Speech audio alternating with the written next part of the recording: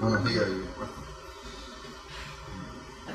un placer estar reunidos y tocar un tema tan importante como este, tan actual y difícil también de abordar. Intentaremos en el día de hoy hacer una actualización hasta este instante de cómo estamos, en este caso, en el conocimiento de esta nueva enfermedad, este coronavirus, y, muy importante, la repercusión neurológica que ha tenido el mismo, las manifestaciones neurológicas y no neurológicas también de esta enfermedad, y las vertientes terapéuticas que se están utilizando en nuestro país fundamentalmente y que hemos logrado realmente contener esta cascada prácticamente que se ha producido a nivel mundial y que ha sido devastadora. Quería comenzar con un pensamiento de Santiago Ramón y Cajal, genial, dentro de las neurociencias, histólogo español. No hay cuestiones agotadas, sino hombres agotados en las cuestiones. Y esto es fundamental. No nos podemos cansar de estudiar, no nos podemos cansar de prepararnos, incluso frente a estas nuevas enfermedades, que es un reto realmente para todos nosotros, para la humanidad y para el gremio médico en particular. El pensamiento de este genial neurocientífico español sigue vigente, hoy más que nunca. La historia la conocemos, vamos sencillamente a tocar las pinceladas fundamentales, y es que en diciembre de 2019 se inicia el brote epidémico de neumonía de origen viral en la ciudad de China de Wuhan, asociado a un nuevo coronavirus. Es en febrero de 2020 cuando se establece una denominación taxonómica oficial para este nuevo virus. Coronavirus, las siglas CoV, tipo 2, asociado a un síndrome respiratorio mortal cuando apareció en estos pacientes, agudo grave, conocido como SARS, de ahí la denominación SARS-CoV-2. Y la enfermedad que causa se conoce como COVID-19 o enfermedad por coronavirus. La Organización Mundial de la Salud la declara como una epidemia, como una urgencia de salud pública de interés internacional el 30 de enero del 2020 y posteriormente, días después, como una pandemia realmente global. Muy importante este manejo de SARS-CoV-2 y COVID-19, lo que significan como tal y saberlas manejar adecuadamente. 7 tipos de coronavirus pueden contagiar al ser humano. Son bien conocidos ya en la historia de la medicina. Los virus son, en este caso, un puñado de proteínas con un segmento de ARN o ADN. En el caso de los coronavirus es de ARN. Y esto es muy importante. Este concepto es fundamental. Los virus están en el límite entre el mundo biótico y abiótico, entre el mundo vivo y el mundo muerto. Un virus fuera de la célula no es nada. Si penetra ella, domina su maquinaria metabólica, se replica y se convierte en este caso en algo letal. Coronavirus es de ARN, cadena única y sentido positivo, con una longitud que oscila entre 26 y 32 kilobases. Pertenecen a la subfamilia de los Octocoronavirinae, familia Coronaviridae y el orden de los nidovirales. La familia de los coronavirus está constituida por 4 géneros, los llamados coronavirus alfa, los beta, los delta y los gamma coronavirus. Agentes causales de patologías respiratorias bien conocidas, hepáticas, intestinales y en ocasiones neurológicas, muy importante, como veremos posteriormente. Afectan al ser humano y a otras especies, aves, mamíferos, incluyendo murciélagos, felinos y roedores, y al ganado porcino. 7 afectan al ser humano, en este caso los alfa-coronavirus 229E y el NL63, los beta-coronavirus HK1 y OC43. Aquí tenemos 4. El quinto, coronavirus asociado al síndrome respiratorio agudo grave, el SARS-CoV, conocido ya desde principios de este milenio, a inicios del 2000. Y el coronavirus asociado al síndrome respiratorio del Medio Oriente, el MERS-CoV-5, que apareció posteriormente, incluso la transmisión en animales como el camello, en este caso en el Medio Oriente. Y aparece este nuevo, el SARS-CoV-2 o nuevo coronavirus. ¿A dónde pertenece este coronavirus? Pertenece a los beta-coronavirus, que contienen en su interior una cadena única positiva de ARN, el diámetro de 60 a 140 nanómetros. Le confiere una morfología redondeada o elíptica, como han visto en las imágenes. Incluso este virus se caracteriza por las espigas de proteínas ideales para adherirse a las células y poder penetrar en ellas. La cadena de ARN es única, de 29.903 pares de bases nitrogenadas.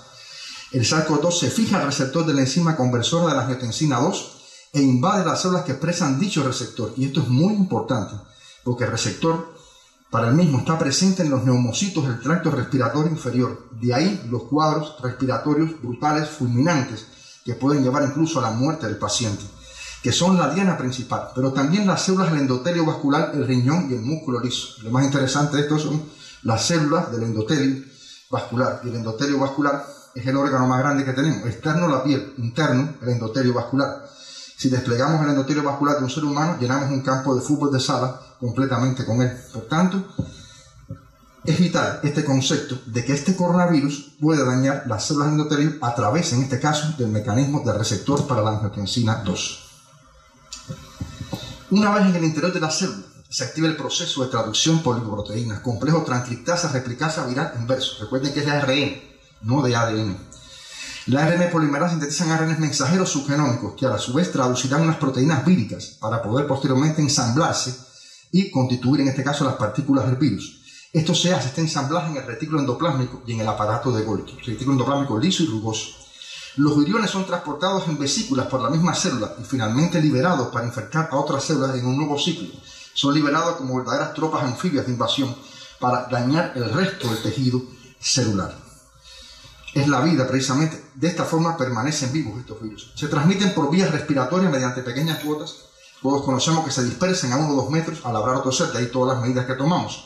Persiste 24 horas en cartón, 72 en superficies de acero inoxidable y plástico. El SARS-CoV-2 se ha detectado en secreciones pulmonares, en sangre, en heces, en saliva y en orina de personas infectadas. Penetra prácticamente a todas estas fluidos. Periodo de incubación, conocemos que es de 1 a 14 días. Periodo de extramastilidad hasta 14 días después de la desaparición de los síntomas. Y la letalidad actual es aproximadamente entre un 5 y un 8% a nivel mundial, aunque esto ha variado. Y esto es importante.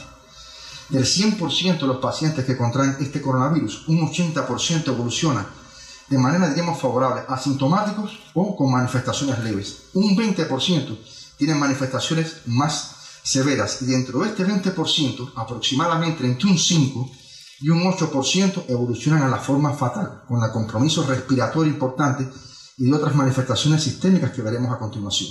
Si hacemos prácticamente una pirámide, veremos que el 80% tiene una evolución favorable, el 20% no tanto, y dentro de ese 20%, aproximadamente un 6%, entre un 5 y un 8%, son los que pueden evolucionar hacia el exitus letalis, hacia la muerte.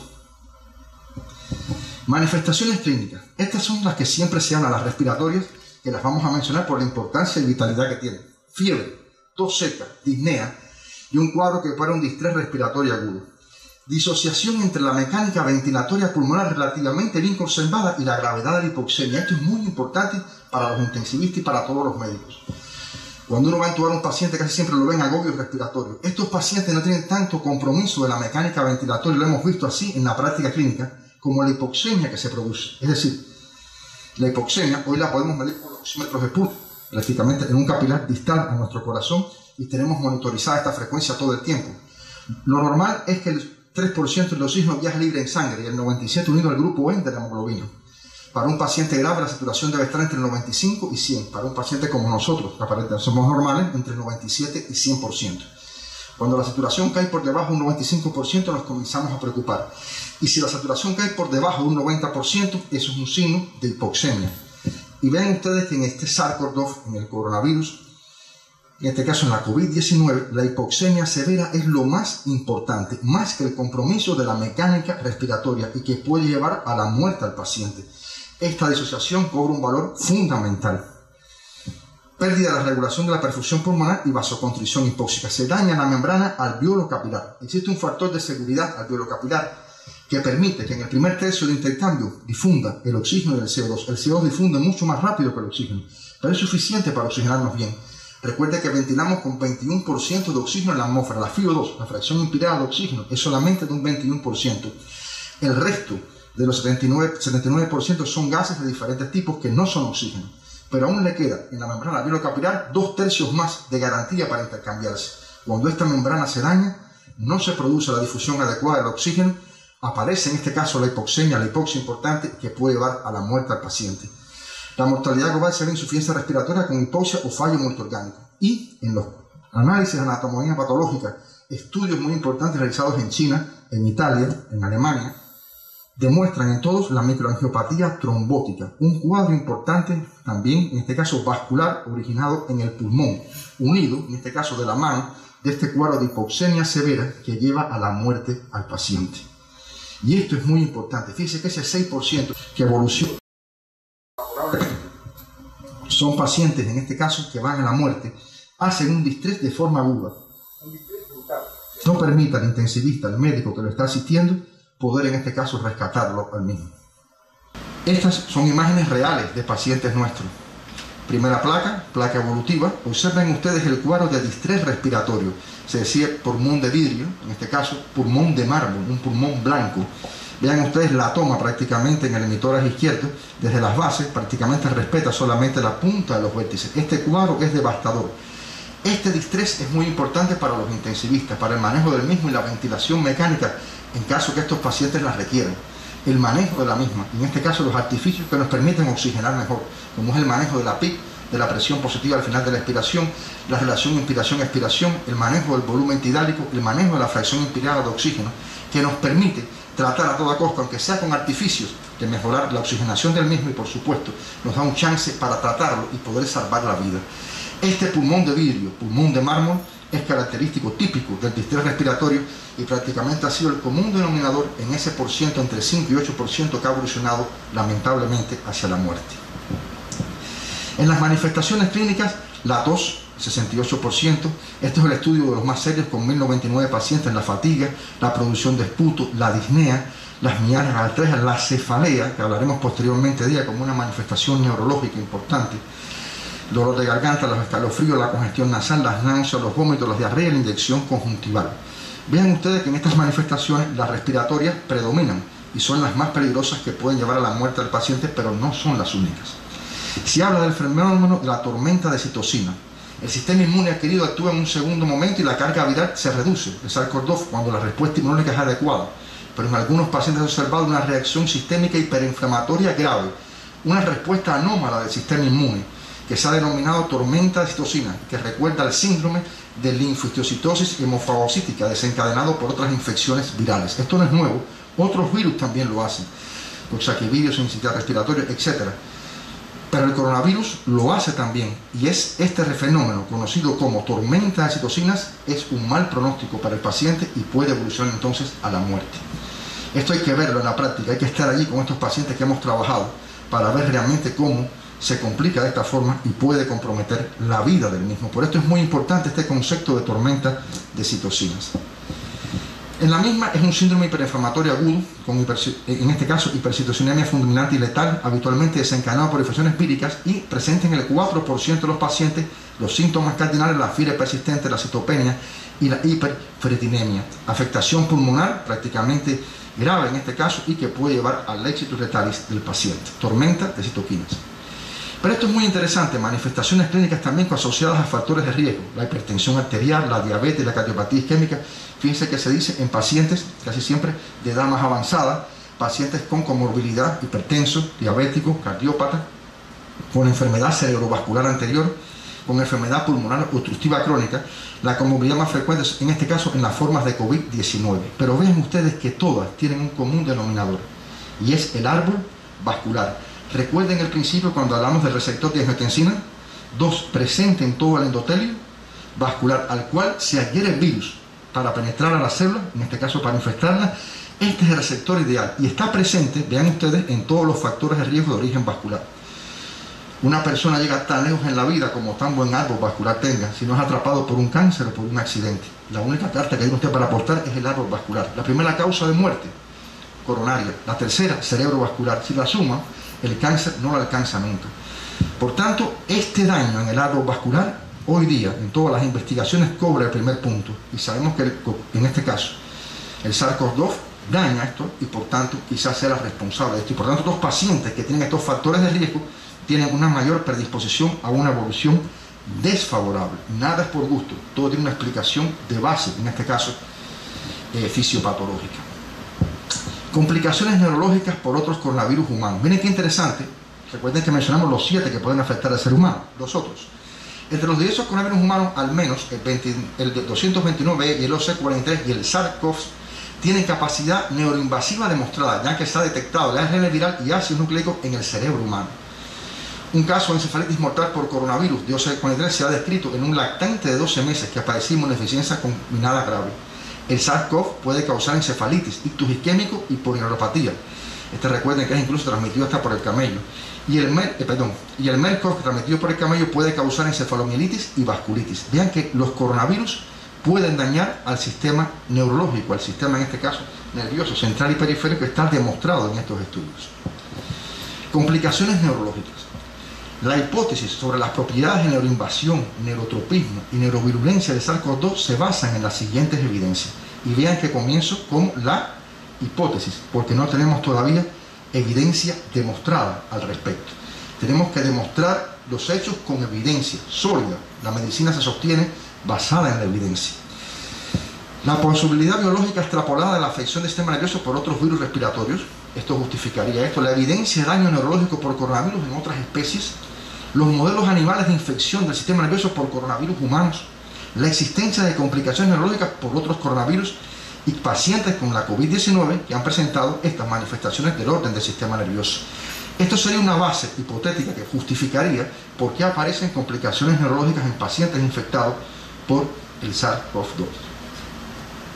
¿Cuáles son estas manifestaciones neurológicas? Bueno, algunas son síntomas neurológicos inespecíficos y posiblemente de carácter sistémico. Aquí incluiremos la cefalea, trastornos del olfato y el gusto, que tanto se ha hablado y que lo veremos a continuación, encefalopatía, encefalitis, encefalopatía necrotizante aguda hemorrágica, bien demostrada en un caso, síndrome de Guillain-Barré y complicaciones cerebrovasculares. Nos vamos a detener en cada una de ellas porque es importante reconocer esto. Síntomas neurológicos inespecíficos y posiblemente de carácter sistémico. La cefalea, las mialgias, mareo, fatiga, que son los síntomas inespecíficos más frecuentes descritos. La cefalea es el síntoma más común en personas afectadas por COVID-19. Los estudios realizados, sobre todo todos los estudios de China prácticamente la refieren y de Europa también. La intensidad de la cefalea se describe como leve, aun cuando los detalles clínicos son incompletos. Y esto es importante. Lo ideal, por eso el gremio neurológico tiene que tomar partido en esto importante, y es el hecho de que tenemos que estar presentes en la recolección de estos datos, porque muchas veces estos estudios se han hecho y las personas que han recogido los mismos no tienen una formación neurológica para esto y por tanto no son datos completos, y esto trae como consecuencia dificultad a la hora de interpretarlos. Al igual que la cefalea, que en muchos estudios no se precisa bien si el paciente la padecía de antes o comenzó con la enfermedad de coronavirus o si realmente ella apareció a partir de que el paciente tenía la infección. Por eso estos datos hay que refinarlos, tenemos que hacer encuestas nuevas, estudios nuevos, que de hecho están, ya tenemos realizada la aplicación para que pueda funcionar, ojalá sea lo antes posible, para poder recoger estos datos y publicarlos de forma correcta. Vean ustedes que todo lo que se les publica no necesariamente quiere decir que sea la verdad exacta. Trastornos del olfato y del gusto. La anosmia y secundariamente los trastornos del gusto. Por supuesto, al perder el olfato perdemos también el gusto. Digo anosmia, en este caso recuerden los trastornos: anosmia, hiposmia, parosmia, cacosmia, fantosmia, las posibilidades que hay de afectación, en este caso de la olfacción. Y secundariamente los trastornos del gusto parecen ser muy prevalentes en personas con la COVID-19, incluso en ausencia de síntomas nasales, y pueden aparecer de modo súbito. Incluso puede ser una manifestación aislada primaria. Recuerdo aquí la doctora de neurocirugía que tuvo la enfermedad, Saito Yané, que debutó también con la pérdida del olfato. Un 86.5 hasta un 88% de los pacientes describen trastornos del olfato y del gusto respectivamente. La disfunción olfativa fue el síntoma inicial en el 12%. Esto no es exclusivo del coronavirus, del SARS-CoV-2, otros virus también pueden provocar esto. El 18% de los pacientes no presentaban anorrea ni obstrucción nasal, pero en este subgrupo el 80% tenía anosmia e hiposmia. En todos los estudios reportados en Europa y en China aparece este trastorno del olfato y del gusto, que aún no está del todo definido, y hay hipótesis al respecto que veremos posteriormente. Encefalopatía es un síndrome de disfunción cerebral transitoria que se manifiesta como una afectación aguda o subaguda a nivel de conciencia. El riesgo de padecer está asociado a la COVID-19 es mayor en personas de edad avanzada o con deterioro cognitivo, así como en las que presentan factores de riesgo vascular, sobre todo hipertensión y comorbilidad previa. Con un árbol vascular dañado, estos pacientes, o con un deterioro cognitivo, posiblemente muchos de ellos de origen vascular, la encefalopatía se puede manifestar. Los pacientes con COVID-19 sufren hipoxia grave, que es un factor de riesgo para la encefalopatía. Recuerden el pulmón, el distrés pulmonar, el estrés respiratorio, la mala oxigenación, la hipoxemia severa, y el sistema nervioso no perdona esto. En un paciente hipertenso, diabético, con más de 70 años de edad, indudablemente va a tener una secuela neurológica devastadora de tipo vascular, y precisamente todo a partir del fenómeno de la hipoxia, del fenómeno vascular. Encefalitis. Los síntomas de encefalitis incluyen fiebre, cefalea, crisis epiléptica, trastornos conductuales y alteración del nivel de conciencia. Cuando uno lee esto aquí, parece que está viendo una encefalopatía por herpes simple, típica. El ARN del SARS-CoV-2 se ha detectado en el líquido cefalorraquídeo mediante la reacción en cadena de la polimerasa contra adquisición inversa. El SARS-CoV-2 debería incluirse en el diagnóstico diferencial de las encefalitis junto con otros virus neurotropos, como es la familia de los herpes simples, más llamados herpes simples, herpes complejo. Herpes simple es una vez, herpes simple siempre. El de la varicela zoster y el virus del Nilo occidental. Por tanto, la encefalitis se ha demostrado y puede tener relación con este fenómeno. Encefalopatía necrotizante aguda hemorrágica. Hubo el caso fundamental que se publicó en una paciente, en este caso que presentaba síntomas de fiebre, tos y alteraciones del estado mental. Se hizo el diagnóstico mediante la detección del virus. En la tomografía, en las imágenes, había una hipodensia simétrica bilateral en el núcleo talámico medial. Y en la resonancia, lesiones hemorrágicas que se realzaban tras la administración de contraste, a nivel también, en este caso, de ambos tálamos, de la ínsula y de la región medial de los lóbulos temporales. La encefalopatía necrotizante aguda, aun cuando es relativamente rara, es una complicación descrita en algunas infecciones víricas, incluyendo el virus de la gripe. Los autores postulan que su patogénesis guardaría relación con el síndrome de la tormenta de citocinas que se ha descrito en la COVID-19. Ven la tormenta de citocinas con el compromiso, en este caso pulmonar importante, y la relación con esta encefalopatía necrotizante aguda hemorrágica. Esto es una hipótesis también, habría que demostrarlo con más trabajo. Síndrome de Guillain-Barré. Lo más importante, cuando veíamos estas manifestaciones nos venía a la mente a todos los neurólogos la posibilidad de un brote de Guillain-Barré post-COVID-19, como ha ocurrido en este caso, por ejemplo, con otras infecciones virales, con las arbovirosis, Zika, chikungunya, dengue, etc. Sin embargo, no fue así. Han pasado las semanas, han pasado los meses, y ese brote que se esperaba brutal no ha aparecido. Se reportan casos casi aislados prácticamente, en pequeñas cantidades para la cantidad de pacientes que ha sufrido la enfermedad, para el número tan importante que existe. La aparición del mismo es bien baja. Y por tanto, esto nos hace pensar, en este caso hasta ahora, que la COVID-19 ha afectado más sistema nervioso central que sistema nervioso periférico. No obstante, es importante plantearlo. El primer caso más interesante se asoció en este caso con un paciente de 62 años que presentó la debilidad motora clásica en extremidades y síntomas clínicos de COVID-19 con fiebre, tos seca una semana después. El estudio del líquido demostró una disociación albumino-histológica y el examen neurofisiológico demostró que había un daño efectivamente a predominio de la mielina en el sistema nervioso periférico. El autor de este trabajo hacía hincapié en que esto era secundario posiblemente al COVID-19, pero no está claro si es que el paciente tuvo un Guillain-Barré concomitando con esto, que fue realmente la COVID-19 quien lo provocó. Posteriormente aparecieron nuevas publicaciones, 5 casos en Italia, algunos aislados en el Reino Unido, pero no fue realmente el brote que se esperaba en las primeras semanas o meses después del debut de esta nueva enfermedad, el síndrome de Guillain-Barré. No obstante, seguimos pendientes de esto, es posible que aparezcan nuevos casos, todo es posible, no está dicha para nada la última palabra respecto a esta enfermedad. Lo cierto es que no se comportó de la forma que esperamos en un principio la aparición de un brote del mismo, y esto es interesante. Complicaciones cerebrovasculares. Los pacientes ancianos con factores de riesgo vascular parecen tener un riesgo mayor de presentar complicaciones cerebrovasculares cuando desarrollan COVID-19 que las personas más jóvenes sin comorbilidades. Por supuesto, un árbol vascular más envejecido, dañado, con comorbilidad de otras patologías, diabetes, hipertenso, cardiopatía, etc., síndrome metabólico, pues empeora el pronóstico de estos pacientes. El incremento de la presión arterial junto con la presencia de trombocitopenia y trastornos de la coagulación es un factor que puede contribuir al aumento del riesgo de ictus, tanto isquémico como hemorrágico en pacientes con COVID-19. El síndrome de la tormenta de citocinas puede ser otro factor de riesgo de enfermedad cerebrovascular, y esto sí es importante. Y en las necros de los pacientes se veía daño también, en este caso incluso ya en las imágenes y después en la necro, daño vascular difuso y daños en vasos de mediano y pequeño calibre. Por supuesto, secundario muy probablemente a la hipoxemia, al daño en este caso que ocurre a nivel de la microvasculatura en nuestro sistema nervioso.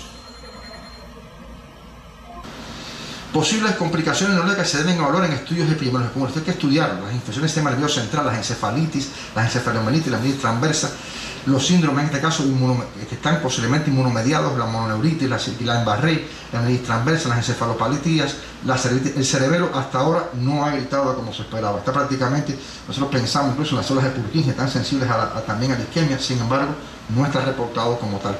Parkinsonismo postencefalítico, síndrome de fatiga crónica, etc. Esto es importante, esto hay que seguirlo de cerca. A partir de ahora tenemos que rastrear todo esto y hay que hacer en este caso un trabajo importante investigativo, que es lo más urgente que debemos hacer, no perder tiempo, no perder esta hora de oro que tenemos para hacerlo en estas enfermedades.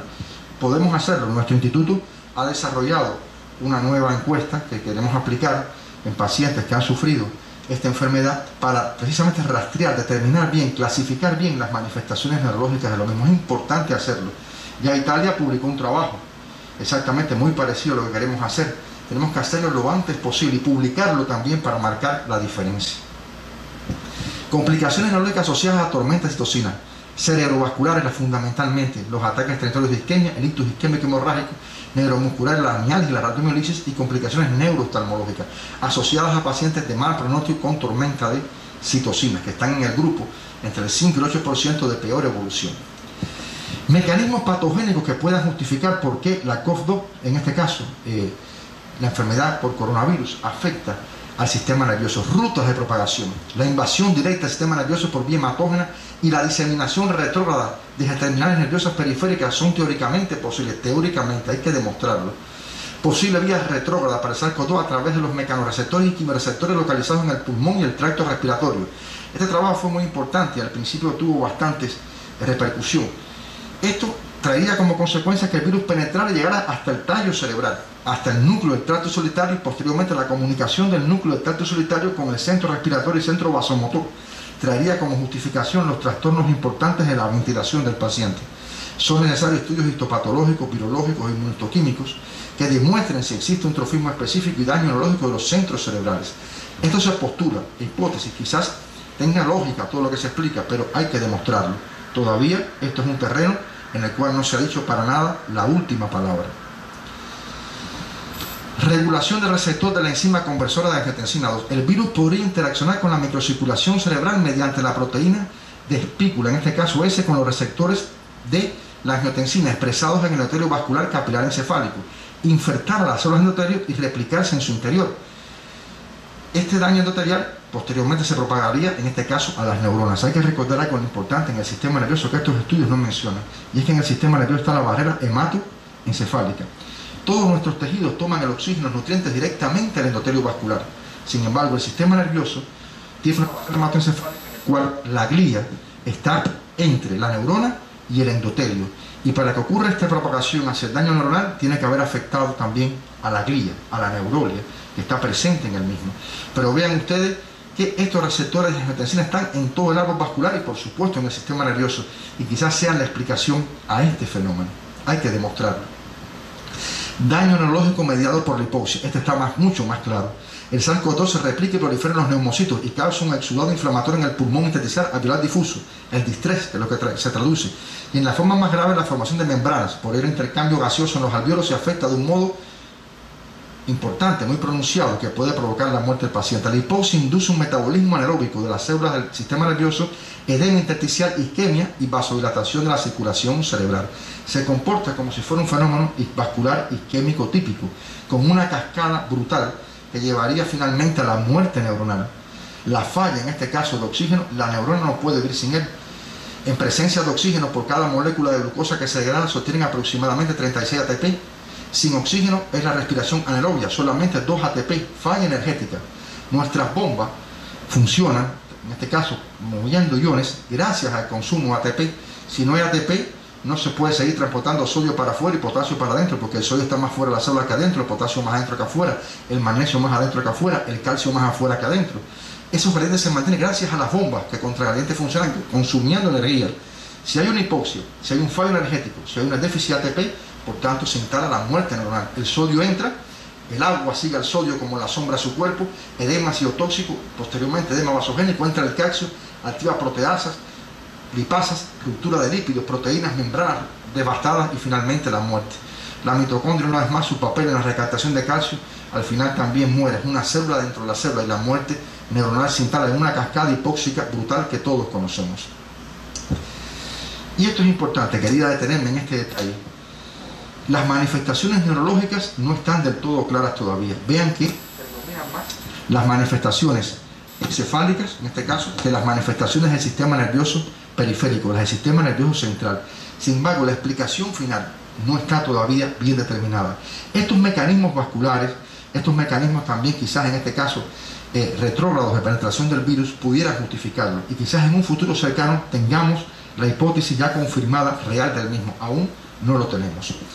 Las manifestaciones no solo son neurológicas, existen manifestaciones de otros sistemas que tienen también una importancia fundamental, como es las manifestaciones gastrointestinales. Y esto es importante, el profesor nos señalaba que pueden haber elementos o síntomas que no identifiquemos bien, me explico, que nos puede incluso, pensando solamente en las manifestaciones respiratorias o neurológicas, no percatarnos de otra sintomatología que pueda aparecer desde un inicio y el paciente estar enfermo con este tipo de coronavirus. Múltiples estudios, más de 2.800 pacientes, prevalencia de síntomas gastrointestinales, varió ampliamente entre un 3 y un 39, casi un 40%.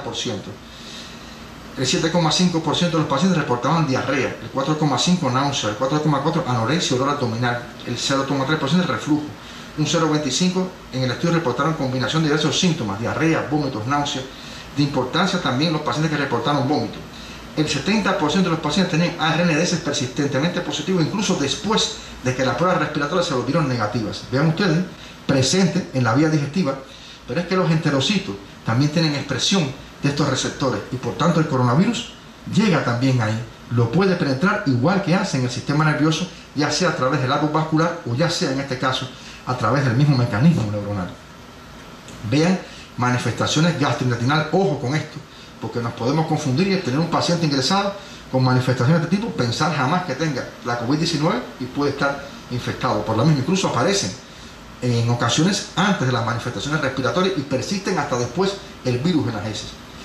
Manifestaciones dermatológicas, ha cobrado un auge en las últimas publicaciones que ustedes han podido revisar. Lesiones acrales de tipo perniciosis, urticaria, lesiones vesiculares, maculopapulosas y la libido. Esto está presente en pacientes, duran aproximadamente de 7 a 10 días y desaparecen, pero aparecen sobre todo en el tronco y las extremidades y son bastante extensas, típicas.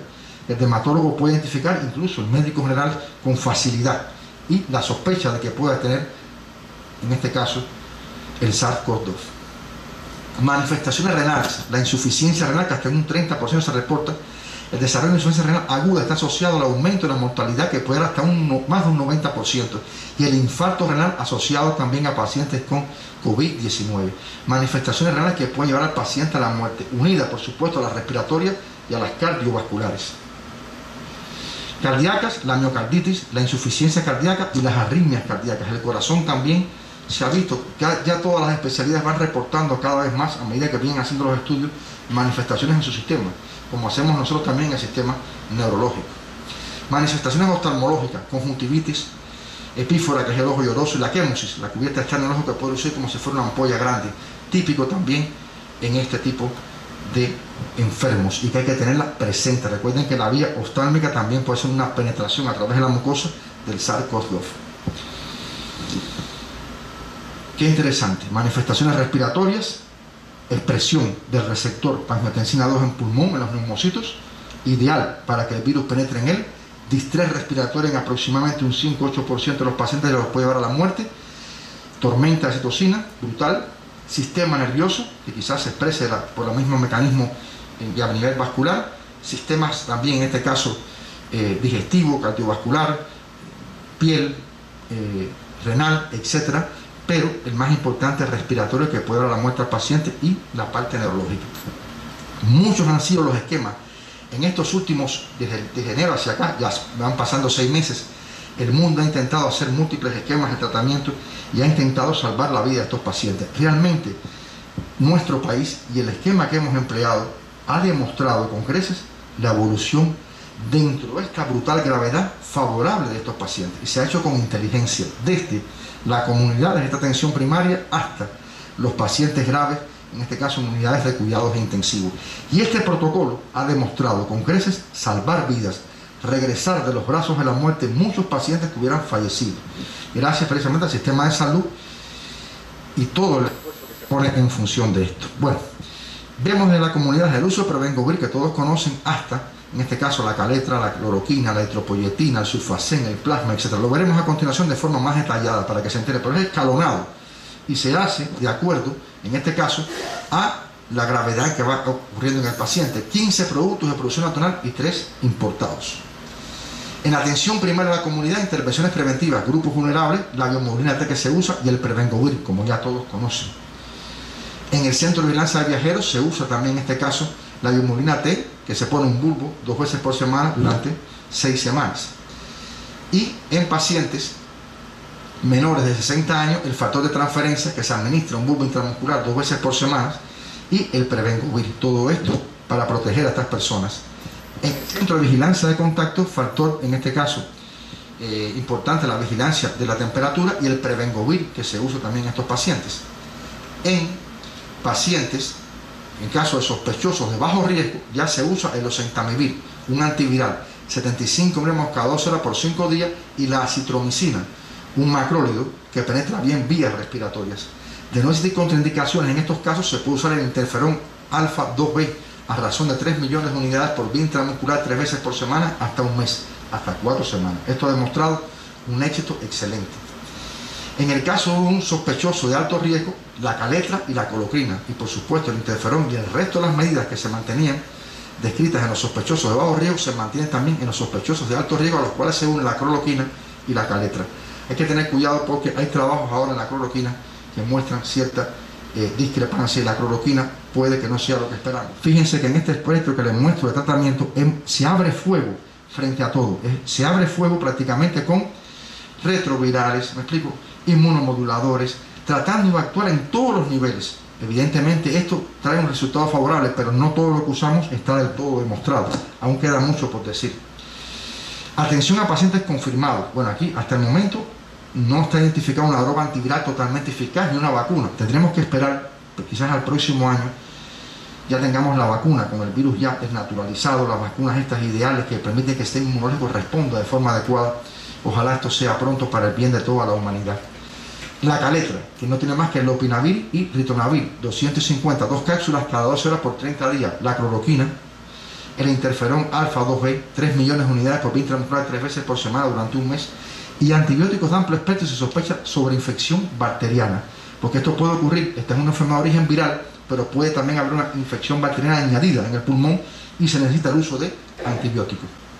Y en el paciente grave y en el crítico, el uso del plasma de pacientes convalecientes de la COVID-19, la eritropoyetina en el paciente grave y crítico, el péptido 6GB258, donde se identifica un estado de hiperinflamación, el uso de anticuerpos monoclonales, el itolizumab, que es de la Roche también, que es usado para evitar el distrés respiratorio por la tormenta de citocinas, muy importante, las heparinas de bajo peso molecular, el uso de esteroides, la metilprednisolona y la dexametasona. Hay trabajos recientes de la dexametasona con resultados favorables publicados ayer prácticamente, y el sulfacén, en este caso el sulfatante, que se usa, los más experiencia en esto por supuesto los neonatólogos, cuando lo usan en el niño cuando viene con una membrana dañada en el pulmón, para que esos alveolos puedan desplegarse, se ha utilizado también.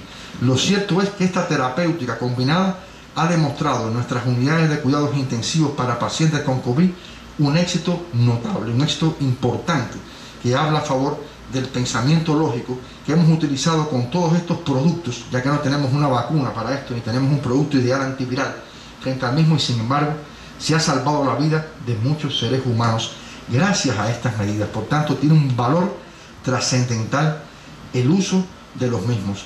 Vean ustedes que no es fácil tener un paciente grave con COVID, entubado y ventilado, con un distrés respiratorio, donde tenemos que invertir la relación inspiración-expiración, una PIC elevada. La PIC es la presión positiva al final de la expiración, de 10 o más centímetros de agua, tener que aumentar el volumen tidálico, tener que aumentar la FiO2, en este caso, por encima hasta de un 40%, donde el peligro de la formación de radicales libres es muy alto, tratando de mejorar la oxigenación, tratando de que el oxígeno llegue al sistema nervioso, llegue a todos los tejidos, no se produzca un infarto cerebral, un infarto renal, etc. Esa es la lógica que tenemos. Estos pacientes, los intensivistas que hemos trabajado al lado de estos casos, nos hemos dado cuenta que no es fácil el manejo del mismo. Primero, enfrentar la muerte, y segundo, intentar sacarlo de ese instante en que está con una hipoxemia severa que los puede llevar al éxitus letalis. Y por supuesto, el uso de esteroides en el fenómeno inflamatorio ha venido también como un elemento también importante de ayuda en estos pacientes. No quería terminar sin hablar también de tratamientos rehabilitadores, porque la rehabilitación es parte fundamental de la terapéutica, y esto es un problema que nos va a venir encima.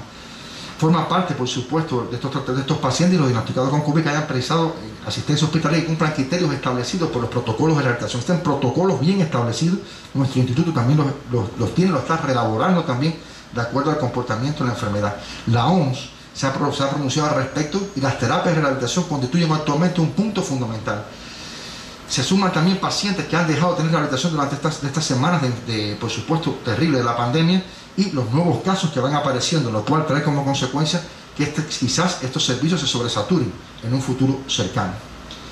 Es importante que los problemas neurológicos con estas secuelas también llevan rehabilitación, que hay protocolos para los mismos, desde los centrales hasta los periféricos. Nuestro instituto trabaja también en este caso en la aplicación de los mismos y esto será de gran utilidad en la parte terapéutica como un pilar fundamental de rehabilitación. Por supuesto, estos son los objetivos fundamentales: recuperar al paciente, no solo desde el punto de vista motor, etcétera, sino también social, laboral, desde el punto de vista psicológico, para mejorar en definitiva la calidad de vida de los mismos. También en la estimulación cognitiva, en el tratamiento integral de la disfagia, las alteraciones en la comunicación, lenguaje, y aplicar técnicas de rehabilitación respiratoria desde los inicios de la enfermedad y hasta su total recuperación. La rehabilitación comienza desde los cuidados intensivos hasta el final del paciente, su evolución, que siempre queremos que sea la mejor posible, que sea la más favorable. Y ahora viene un detalle importante para situarnos también una vez más con los pies sobre la tierra. El conocimiento es una espiral eterna de crecimiento en el cual vamos aprendiendo sobre incluso nuestros mismos errores. Por eso es importante tener aspectos claves y sobre todo en el sistema nervioso.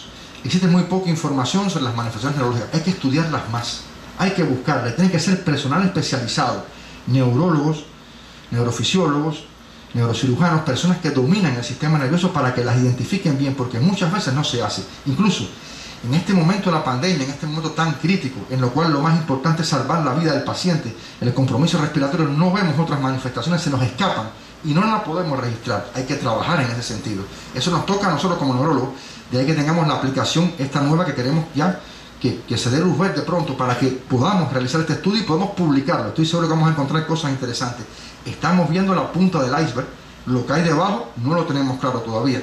Miren todos los mecanismos que acabamos de explicar de posible infección del sistema nervioso que no son concluyentes para nada. Hay que tener trabajos sólidos que expliquen esto.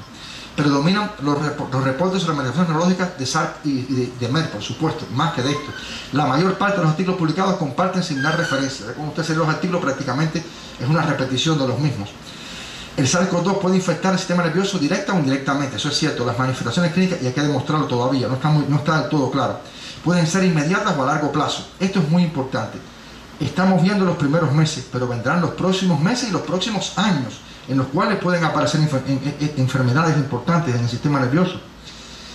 Y nos inclinamos a pensar, por lo que hemos visto, que daña más sistema nervioso central que periférico. Tendremos que tener cuidado con la mielina, por ejemplo, y manifestaciones, en este caso, desmielinizadas en estos pacientes en un futuro no tan lejano. La incidencia de manifestaciones neurológicas en la fase aguda es relativamente baja. Esto es cierto, pero están presentes. Es baja, pero están presentes. No podemos perder esa pista, por eso hay que salir a buscarla. Quizás el que sabe lo que busca reconoce lo que encuentra. Si buscamos con más profundidad, encontraremos cosas interesantes que hasta ahora quizás no hayamos visto. Como diría Federico Engel en Anti-Düren, concentrado en su quietud, no advierte su movimiento. Obsesionado por los árboles, no alcanza a ver el bosque. A veces nos detenemos, creemos que tenemos la verdad y estamos a kilómetros de distancia de la misma. Hay que estudiar, como decía Santiago Ramón y Cajal, no nos podemos cansar, tenemos que estudiar una y otra vez. Los reportes sobre encefalitis, mielitis, miositis y neuropatías agudas son anecdóticos. Bueno, ya van siendo menos anecdóticos, pero siguen siendo escasos. No se conoce la incidencia de lesiones primarias del sistema nervioso autónomo. Muy importante el sistema nervioso autónomo. Aquí tenemos investigadores nuestros que son fans del sistema autónomo. Este mecanismo que explicaba del doctor Lee, colaboradores, de que a través de los receptores del mismo penetra hacia tallo, era una teoría genial, lo que no se ha podido demostrar. Incluso la relación del núcleo del tracto solitario con el centro vasomotor y respiratorio, allí en la neurolongada, tercio superior de neurolongada, tercio inferior de puente, centro alméutico, la comunicación brutal, como sería ideal que esto se pudiera demostrar. Hasta ahora no está demostrado. El sistema neurológico más frecuente en la fase aguda es la cefalea. El síntoma neurológico más frecuente es la cefalea, esto es cierto, pero hay que identificarla bien. De ahí que en la encuesta que hemos elaborado se hacen preguntas para definir bien la misma, porque no se ha estudiado del todo correctamente. La incidencia de alteraciones del gusto y el olfato varía en reportes de un 30 a un 80%. Vieron los reportes que les mostramos. Es difícil evaluar si se deben a lesión neurológica o afectación de la mucosa, como en toda infección respiratoria aguda. Se ha demostrado la lesión en el SARS-CoV-2 de las células de sostén endoteliales que pudieran justificar la alteración del olfato. Pero lo cierto es que se manifiesta en un grupo de pacientes, y cuando estuvimos trabajando en contacto con ellos registramos esta alteración, sobre todo de la hiposmia y de la anosmia, y en un paciente que me demostró parosmia, es decir, que las había, hay que buscarlas. Debido a las afectaciones de la respuesta inmune provocada por el virus, es posible que la COVID-19 se asocie a un largo plazo a enfermedades neurológicas autoinmunes. Esto no lo podemos perder de vista para nada, por eso hay que estudiar a estos pacientes, hay que hacer estas encuestas. Este grupo de pacientes, que quizás no sean muchos al final, los podemos ingresar y estudiar en profundidad. Estudiarlo en profundidad significa líquido cefalorraquídeo, me explico, pruebas neurofisiológicas profundas, pruebas de inmunidad, etcétera, que nos permitan avanzar. Y esto es muy importante para el futuro. Para el futuro, ya no es solo salvar la vida, qué secuela va a quedar, qué calidad de vida va a tener este ser humano. Estas son preguntas que nos hacemos y que aún no tenemos la respuesta definitiva. La barrera hematoencefálica está afectada, quizás por lesión de sus células de soporte, lo cual también puede incrementar el riesgo de enfermedades autoinmunes. Eso es muy cierto. No existen marcadores que permitan predecir la aparición de alteraciones neurológicas. No existen tratamientos para prevenir la aparición de complicaciones neurológicas. Las enfermedades neurológicas previas incrementan el riesgo de evolución desfavorable. Esto es cierto, sobre todo las vasculares. Fíjense que en pacientes con enfermedad cerebrovascular el pronóstico es peor. Estamos aquí como esperando que aparezca la complicación para salir al paso. No nos podemos aún anticipar para nada a ella. Las áreas del sistema nervioso predominantemente afectadas por el virus son el bulbo, el nervio olfatorio, hipocampo y tallo cerebral. El cerebelo parece estar más indemne. El hipocampo. Yo siempre digo que los científicos se dividen en dos bandos, los que estudian el hipocampo y los que muy pronto van a ir a estudiar el hipocampo. Porque el hipocampo es la arquicorteza, con 3 capitas nada más y no lo entendemos. Imagínense ustedes estudiar hacia arriba el lóbulo frontal, el lóbulo que comunica al hombre con Dios, una corteza con 6 capas y un grosor de 4 milímetros. No entendemos todavía la arquicorteza que está en el hipocampo. La afectación de tallo cerebral puede contribuir al síndrome de insuficiencia respiratoria. Esto sería ideal si se nos mostrara el fenómeno en el cual el virus logra llegar al aire a través de los quimios, los receptores, llega por sistema autónomo y al tracto solitario y a los centros respiratorios. La afectación aguda de nervios periféricos y músculos respiratorios, el reporte de Guillain-Barré, neuropatía estadounidense y miositis pudiera contribuir a la insuficiencia respiratoria. Me quiero detener aquí un momento. Neuropatía del estado crítico. Esto se llama, en este caso, neuropatía del paciente crítico, ventilado, sin movilidad durante semanas y meses, que después es un cuadro neuropático, incluso hasta miopático asociado, y esto es importante también estudiarlo desde el punto de vista neurológico, la neuropatía del paciente crítico. Las cefaleas son el más común en el personal de la salud a cargo de la afectación de los pacientes, y el uso de dispositivos de protección personal agrava la cefalea, de verdad que la agrava. Cuando uno está con todo aquello puesto en un momento, el que tiene cefalea es el personal que está atendiendo al paciente. Pero esto es importante rescatarlo, hay que estudiarlo, no nos podemos cansar con esto. Por eso, la propuesta que podemos hacer ahora es tratar de recoger todas estas manifestaciones neurológicas en los pacientes nuestros que la han sufrido, poderlas reportar y además a partir de aquí seleccionar grupos de pacientes que podamos estudiarlo con más profundidad en nuestro centro, que es líder precisamente de la neurología y la neurocirugía en el país, y poder aportar nuevos elementos a esta enfermedad. Recordando, volvemos a repetir, las manifestaciones respiratorias no son las únicas. Existen otras que nos pueden confundir. Puede estar el paciente infectado por el virus y no saberlo, y tener manifestaciones digestivas, dermatológicas, etcétera, y no identificarlas. Las neurológicas aparecen. No han aparecido en el % quizás que se esperaba, pero están presentes y predominan más en el sistema nervioso central que periférico. ¿Recuerdan cuando hace unos meses atrás comenzamos el curso aquí de capacitación para el personal para enfrentamiento a la COVID? Yo ponía esta lámina, ¿recuerda, profesor?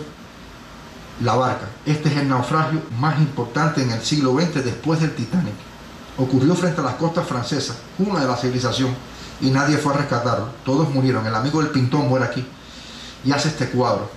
En esta barca, lo interesante está en que hay personas que prácticamente pierden la esperanza, personas que ya no tienen motivos incluso para vivir, otros que aspiran a un milagro, que algo ocurra que los pueda salvar, pero lo más importante es el grupo que está en la punta. A pesar de que no se divisa nada en el horizonte, ellos siguen agitando sus camisas, no se cansan. En este caso, son los optimistas, son los que pueden cambiar en este caso la humanidad. Nosotros tenemos que ser así, no nos podemos cansar. Hoy sabemos mucho más de la COVID. De aquí a 6 meses más, un año de debut de la misma, tendremos muchos más elementos. Mucho va a cambiar, mucho se va a aportar, pero solamente con inteligencia, con optimismo, con el deseo de no cansarnos jamás, de no agotarnos, como dice Santiago Ramón y Cajal, podremos al final divisar la verdad y poder realmente salvar, en este caso, a muchos seres humanos. Vean que esta pandemia ha golpeado a la humanidad. Ya la humanidad tiene que hablar antes de la COVID y después de la COVID. Ha marcado un hito. Nos ha demostrado que no somos tan fuertes, que somos totalmente vulnerables. Una sustancia microscópica, un elemento microscópico, un puñado de proteínas con un ARN dentro, nos puede devastar. Que por tanto tenemos que aprender.